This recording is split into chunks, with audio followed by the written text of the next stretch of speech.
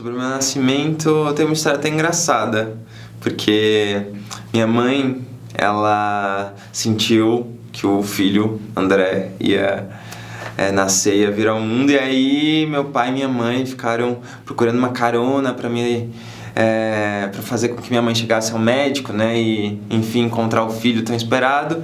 E eu, na verdade, vim ao mundo depois de muitos anos de espera. Meus pais passaram mais de 10 anos fazendo tratamento para que minha mãe engravidasse.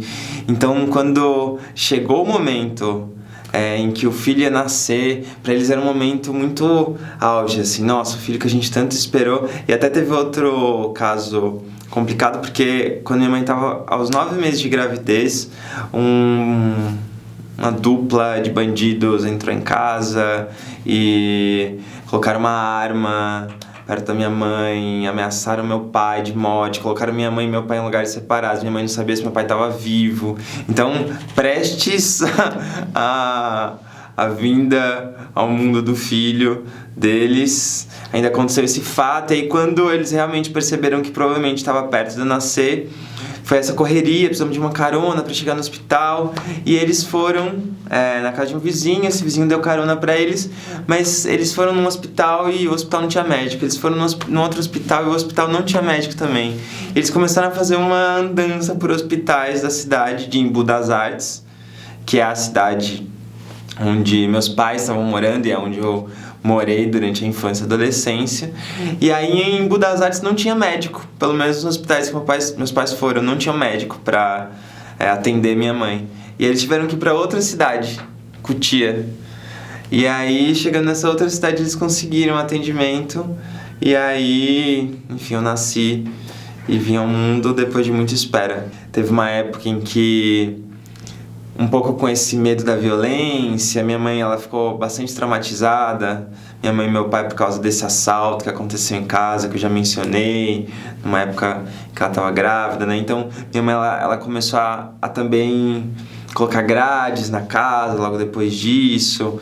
E eu lembro que às vezes eu tinha que brincar com os meus amigos estando trancado. Tava trancado dentro de casa. Mas não exatamente dentro de casa. Tinha casa, eu saía, eu podia ir pro quintal e aí tinha um outro portão, né? Mas eu tava de certa maneira também trancado dentro do quintal. E aí os meus amigos vinham pela rua e ficavam do outro lado do portão. E a gente ficava brincando durante horas e horas brincando. Só que eu tava trancado no quintal. E essa é uma memória também forte, assim, porque hoje em dia eu trabalho com educação. Eu trabalho muito com essa percepção de educação na cidade, educação de um jeito aberto, né? E uma das minhas memórias de infância fortes é essa memória de uma certa barreira, né? Uma certa restrição. Você não pode entrar em contato com a rua. E se eu pergunto por quê, minha mãe tinha uma resposta muito clara, né? Por esse medo mesmo, do contato, do que pode acontecer quando você tá realmente vulnerável e presente, né, nos espaços. Eu sempre gostei de escrever cartas. E quando eu tinha 12, 13 anos, eu não lembro das idades precisamente, mas quando eu tinha uns 12, 13 anos, eu descobri que existia, hoje ainda existe eu acho, mas não sei como funciona exatamente, existia um selo dos Correios que custava 1 centavo. E quando eu descobri isso, eu pensei, uau, eu posso com R$1 comprar dezenas de selos e eu vou poder mandar cartas para todo mundo. E aí eu pensava, mas eu vou mandar cartas para quem? Eu vou procurar endereços de pessoas que eu não conheço. E aí eu comecei a procurar endereços de pessoas que eu não conhecia, em revistinhas que eu encontrava. Antes, na época que eu era adolescente, que nem faz tanto tempo assim, mas poucos anos atrás, as revistas ainda traziam essa questão da carta do leitor, dos endereços das pessoas. Então eu peguei vários endereços e comecei a mandar cartas para pessoas desconhecidas. E eu escrevia muitas cartas Muitas cartas do tipo: eu moro aqui em Budas Artes, a cidade onde eu vivo é assim, assim, assim, eu gosto de fazer isso, isso, isso. E você, o que você gosta de fazer? O que você faria se acontecesse isso na sua vida? Eu fazia várias perguntas para as pessoas. Boa parte das cartas que eu mandei não foram respondidas, mas um número significativo foi respondido. E eu comecei a conversar com pessoas à distância. Eu não tinha computador na época, e o computador, claro, já existia há um tempo, mas eu não tinha dinheiro, nem podia sonhar com ter um computador. E eu mandava cartas. E aí depois eu descobri que eu podia ligar para alguns números sem pagar, porque existem números 0800, números gratuitos. E aí eu comecei a me perguntar, onde eu posso encontrar números 0800? E aí eu fui, de alguma maneira, garimpando todos esses números nas embalagens de produtos. Todo tipo de produtos. Sabão, farinha, fubá, sabonete, todo tipo de produtos que tinha serviço de atendimento ao consumidor, que tinha esses telefones 0800. Eu comecei a fazer listas desses números e ligar para esses lugares. E eu falava com as pessoas, perguntava: como você tá? Como trabalhar nesse lugar onde você trabalha? E pedia para as pessoas me mandarem cartas, me mandarem materiais da empresa. E eu comecei a receber um monte de cartas também de empresas. Acho que eu estava com 15 anos mais ou menos. Acabei realizando um sonho na época de consumo, que era ter um computador. Eu acabei ganhando o computador dos meus pais. E aí eu comecei a mandar e-mails para muitas pessoas desconhecidas. De novo, o mesmo movimento que eu fazia com as cartas, que eu fazia com o telefone, comecei a fazer no computador. E eu comecei a descobrir também que eu podia mandar textos e responder perguntas na internet, participar de concursos culturais e ganhar, enfim, prêmios. E participando desses concursos, talvez até ganhar coisas que pudessem ajudar em casa, sabe? E eu sinto que boa parte do meu ensino médio, enquanto eu estava cursando o ensino médio, eu também estava participando de concursos culturais. Eu anotava todas as datas de término dos concursos e os textos que eu tinha que fazer, até que dia eu podia fazer. Eu separava tempo durante a semana para escrever os textos, porque de alguma maneira virou quase uma fonte de renda totalmente imprevista, porque eu nunca sabia o que eu ia ganhar ou não, mas que fazia quase como se fosse uma outra imagem para minha mãe do que poderia ser o meu percurso no mundo, porque eu conseguia trazer algumas coisas para casa de um jeito muito fora do comum, mas que eram palpáveis, né? Chegava gás em casa todo mês, chegava, enfim, a máquina de lavar que minha mãe usava. Eu acho a palavra pobreza, eu acho esse olhar que coloca o outro como menor, porque ele tem menos posses, eu acho um olhar muito ignorante, que ignora a potência mesmo das pessoas, né? E eu sinto que isso sempre me acompanhou, essa reflexão de o quanto dessa inferioridade que me colocam é verdade ou é falsa. Quanto disso é falso ou é verdade? Quanto disso? Eu acho que eu vi isso não só comigo, mas com os outros também, né? Por que tantos amigos meus, ao verem já esse rol de possibilidades mais reduzido, no sentido da imaginação do que a gente pode ser, já se apega a esse rol de possibilidades mais reduzido e já leva ele a sério e já segue uma vida que está ditada pelos outros, do tipo: meu pai é pedreiro, eu vou ser pedreiro e meu filho vai ser pedreiro. E não há nenhum problema em ser pedreiro, de jeito nenhum. Inclusive, eu penso um valor imenso em você trabalhar no fazer, construindo coisas. Isso é muito bonito, isso é muito necessário.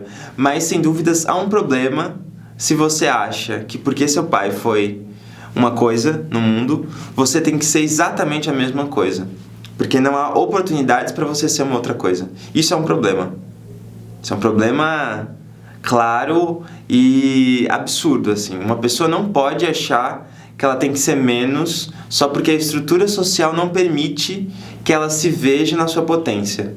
Eu sinto que quando eu pensei nisso, uma questão que ficou muito clara para mim inicialmente foi que era importante juntar as minhas habilidades, que eu sentia que era algo que eu queria fazer, no sentido mais que eu sentia que, em termos práticos, eu conseguia fazer, eu fazia bem, assim. E eu fui descobrindo durante a adolescência que o ato de escrever, ele era um ato que me fazia muito bem e que eu sentia, né, na época, se eu lapidasse ele mais e mais e mais, continuasse lapidando ele a vida inteira, eu podia chegar em lugares muito mais vivos, muito mais possíveis de chegar no outro. E aí, o que eu pensava no terceiro ano do ensino médio era: é importante juntar essa habilidade que eu reconheço em mim como importante com essa vontade de causar algum impacto no mundo. Entender como que há um encontro disso, né? Para que eu não faça também algo artificial do tipo, nossa, eu amo escrever e eu vou fazer uma coisa totalmente diferente, vou ser engenheiro, porque se eu construir prédios eu vou causar um impacto social, enfim. Seria muito ruim, eu pensava na época, se eu quisesse mudar de caminho, desrespeitar as minhas vontades, desrespeitar o que eu descobri em mim mesmo. E aí eu comecei fazendo jornalismo. Comecei a tentar causar esse impacto social de alguma maneira. E aí, quando eu chegava nas escolas, eu entrevistava as pessoas. Entrevistava os alunos, os professores, as pessoas da gestão, os ex-alunos, entrevistava pais, mães. E a proposta da gente como coletivo, ao começar esse livro, ao fazer essa pesquisa, sempre foi entender como funcionam, como são os processos, como é o dia a dia dessas escolas que estão se transformando. Como são os processos nessas escolas que já mostram que é possível fazer uma educação diferente. E aí, o que a gente fez? Além de entrevistar as pessoas, a gente também participava de reuniões, a gente também assistia às aulas como observador, para tentar entender como é o dia a dia no sentido mais prático mesmo, né? Mais banal, inclusive. O que acontece quando um aluno dá um tapa no outro aluno? O que acontece quando um pai chega para a reunião de pais? Como é a reunião de pais? O que acontece nessa reunião? Essa reunião ela é na rua, na praça? Essa reunião é na cozinha? Então, esse processo todo de pesquisa, ele acabou culminando no lançamento de um livro chamado Volta ao Mundo em 13 Escolas. Foram 13 escolas visitadas por esses 4 membros do coletivo e a gente lançou esse livro com a intenção de espalhar essas histórias. Que as pessoas conheçam, que as pessoas saibam que essas histórias acontecem, que as pessoas saibam que essas histórias acontecem em escola pública, em escola particular, que essas escolas acontecem na periferia, que elas acontecem no centro também, sem esses rótulos. A gente quis trazer um pouco esse olhar de que no Capão Redondo está acontecendo um projeto incrível, já há muitos anos, e esse projeto mobiliza a comunidade toda do entorno. E é uma escola para jovens e adultos, que tem desde uma criança, na verdade tem desde um adolescente de 15 anos até um adulto de 92 anos. E esse projeto acontece no Capão Redondo, agora, no ano de 2015, 2016. Se você for lá, tá vivo esse projeto. E também, se você for olhar, lá na Argentina, lá no sul, em Ushuaia, num lugar super frio, que quando você acorda de manhã, às vezes tá menos 5 graus. Nesse lugar tem uma rede de escolas, na qual a arte é a questão mais importante. Quando você chega lá, tem desenho de criança colado em todo lugar. a decoração da escola acontece por meio dos desenhos das crianças. E a gente quis contar essas histórias para tirar também um pouco os rótulos, assim, do que é escola. A gente quis tirar essa visão que rotula e que é unidirecional e que é linear, do tipo, o que é escola? Escola é isso. O que é escola na periferia? Escola na periferia é isso. O que é uma escola pública? Escola pública é isso. Escola particular, o que é? É isso. A gente não queria trazer esse tipo de narrativa. A gente queria trazer uma narrativa plural. Eu tentei, inclusive, colocar uma poesia lá no final do livro, que tá lá, que se chama A Podência da Educação, na qual eu invento várias palavras. Mais recentemente, eu também venho nutrindo a mim mesmo e as pessoas com versos do Jornal das Miudezas, que é um jornal que acontece principalmente na internet. As pessoas acessam ele por uma página na internet e eu compartilho várias manchetes e imagens de situações que eu fotografo no dia a dia, e essas manchetes são como versos mesmo, e aí tem imagens e manchetes do tipo uma formiga carregando pedaços de folhas, né, umas folhinhas, e aí é uma imagem muito forte, né, porque é uma imagem próxima da formiga, e aí tem lá a manchete do Jornal das Miudezas, que é: formigas são flagradas carregando pedaços de árvores. Ou, por exemplo, uma imagem de uma moedinha lá caída na calçada. E aí tem a seguinte manchete: moeda encontrada pedindo dinheiro na rua. E aí tem uma pergunta em seguida que resta aos leitores, que é a questão: até onde vai a ambição? E aí tem, por exemplo, uma outra manchete de rachaduras, várias rachaduras próximas numa parede. E aí a manchete é: rachaduras se unem contra a especulação imobiliária. Ou a imagem também que foi muito forte pra mim, que eu tava pessoalmente vendo, que era um dia, sol a pino, meio-dia, uma joaninha numa parede, lá caminhando pela parede, e a sombra dela muito grande, 2 vezes quase a Joaninha. E a manchete era: Joaninha olha para sua própria sombra e se pergunta: minha sombra é maior do que eu? Interrogação. E aí essas miudezas, elas surgiram muito inspiradas pelas poesias do Manuel de Barros e também pelas poesias que eu encontro nas crianças. Porque todo encontro com uma criança, no geral, é um encontro poético. Porque as crianças, elas ainda estão muito mais porosas em relação ao que está ao redor delas, elas estão muito mais porosas em relação à própria linguagem. Elas inventam palavras, trocam palavras, quebram palavras.